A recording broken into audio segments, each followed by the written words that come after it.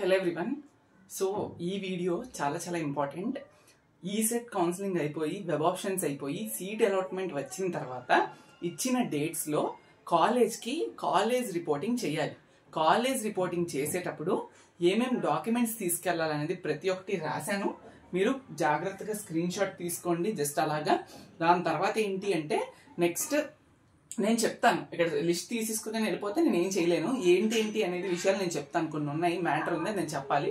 So end వరకు చూడండి. Okay, so first of all ఏంటి అంటే ఇందులో మీకు మెయిన్గా here AP ECET rank card చాలా ఇంపార్టెంట్ అడుగుతారు. దాంతోపాటు హాల్ టికెట్ తీసుకెళ్ళండి, అప్లికేషన్ చదవండి, అప్లికేషన్ కూడా తీసుకెళ్ళండి, ఒకసారి చూసుకోండి, డౌన్లోడ్ చేసుకోండి వెబ్సైట్ నుండి.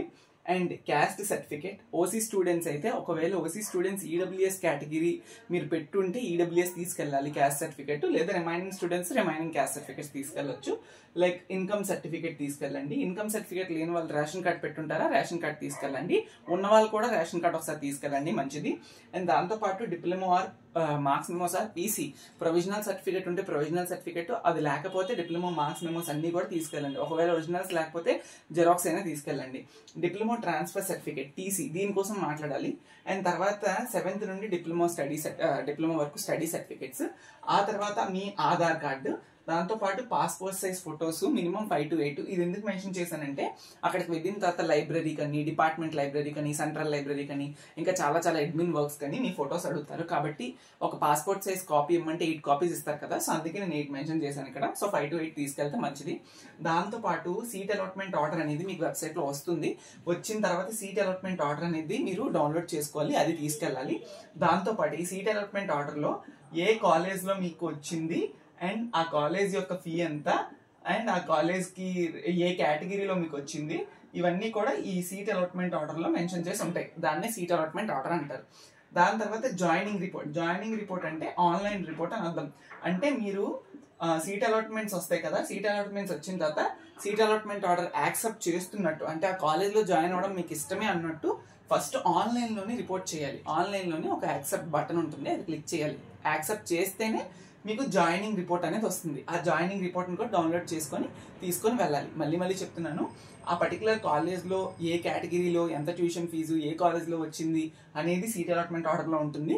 అండ్ అది డౌన్లోడ్ చేసుకోవాలి. దాంతోపాటు మీకు వచ్చిన కాలేజ్ అనేది నచ్చిందా లేదా అనేది సీట్ అలాట్మెంట్ ఆర్డర్లో చూసి జాయినింగ్ రిపోర్ట్ని డౌన్లోడ్ చేసుకోవాలి. అంటే అక్కడ యాక్సెప్ట్ అనే ఆప్షన్ ఉంటుంది, యాక్సెప్ట్ క్లిక్ చేస్తే నేను చెప్తాను ఎలా చేయాలనేది. అప్పుడు జాయినింగ్ రిపోర్ట్ అనేది వస్తుంది, అది కూడా మీరు కాపీ తీసుకెళ్ళాలి. దాంతోపాటు ఎస్ఎస్సి మార్క్స్ లిస్ట్, ఎస్ఎస్సి అయితే SSC, CBSE or ICSE 10th 8th చదివారో దాని నుంచి ఎస్ఎస్సి మార్క్స్ లిస్ట్ తీసుకెళ్ళాలి. దాంతోపాటు ఫైనల్గా 14th వన్ ఏంటి అంటే ఎవరికన్నా స్పెషల్ కేటగిరీ స్టూడెంట్స్ ఉంటే, ఓకే, స్పెషల్ కేటగిరీ స్టూడెంట్స్ ఉంటే మీరు దాని రిలేటెడ్గా తీసుకెళ్ళాలి. ఓకే, ఏమంటారు memos. Okay, special category students మీరు దాని రిలేటెడ్ యొక్క మెమోస్ అయితే తీసుకొని వెళ్ళాలి. అర్థమైందా? అంటే మెమోస్ అంటే నేను ఏం చెప్తున్నానంటే మీరు అందులో ఏ కోటాకు పెట్టుకున్నారు ఏంటి అనేది తీసుకొని వెళ్ళాలి. ఎన్సీసీ కానీ, క్యాప్ కానీ, పిహెచ్ కానీ, సో వాటి రిలేటెడ్ సర్టిఫికేట్స్ ఏమైనా ఉంటే వాటిని కూడా తీసుకొని వెళ్తారు. ఇవి మొత్తం తీసుకెళ్తారు. ఇప్పుడు చెప్పినవన్నీ కూడా ఒరిజినల్స్ తీసుకొని వెళ్ళాలి.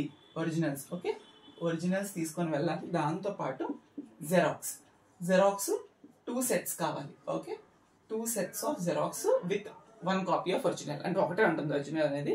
సో ఇందులో rank card, hall ticket, application form, and then next వచ్చేసినప్పటికీ ఇంకేముంటుంది, ఈ జాయినింగ్ రిపోర్టు, సీట్ అలాట్మెంట్ ఆర్డర్లు, అవన్నీ కూడా మీరు వెబ్సైట్లోనే దొరికేస్తాయి కదా. డైరెక్ట్గా వెబ్సైట్లోని ఈసెట్ అడ్మిషన్స్ వెబ్సైట్లోని ఈసెట్ యొక్క అప్లికేషన్ వెబ్సైట్లో ఇవన్నీ దొరికేస్తాయి. అవన్నీ ఒరిజినల్స్తో పాటు 2 కాపీస్ ఏమంటారు దాన్ని జెరాక్స్లు తీసుకోండి. మీరు వీటిని కూడా ఒరిజినల్ ఎక్కడ తెమ్మంటారంటే డౌన్లోడ్ చేసినవి 2 కేపులు తీసుకెళ్ళండి అంతే. అందులో ఒరిజినల్ జెరాక్స్ అని చెప్పలేము, అవన్నీ వెబ్సైట్ నుంచి వచ్చావు కాబట్టి. సో 2 కాపీస్ తీసుకొని వెళ్ళండి. దాంతోపాటు క్యాస్ట్, ఇన్కము, ఈ మార్క్స్ మెమోస్, అండ్ తర్వాత డిప్లొమా, టీసీ, అండ్ అలానే స్టడీ సర్టిఫికేట్స్, ఆధార్ కార్డు.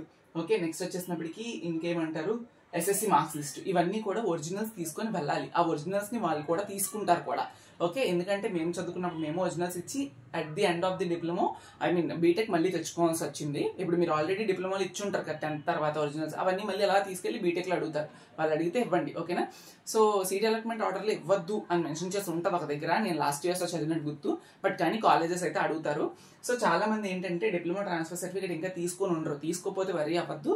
మీరు ఏవైతే ఒరిజినల్స్ ఇచ్చారో ఒరిజినల్స్ ఇచ్చిన ప్లేస్లో మీ కాలేజెస్ వాళ్ళు టిక్ మార్క్ పెట్టుకుంటారు. జెరాక్సెస్ ఇస్తే రాంగ్ పెట్టుకొని నీడ్ టు సబ్మిట్ అని వాళ్ళు రాసుకుంటారు. సో టీసీ ఇప్పటికి ఇవ్వలేకపోయినా, ఇంకా రాలేదు, మేము మనీ పే చేయలేదు, ఇస్తామని చెప్పండి.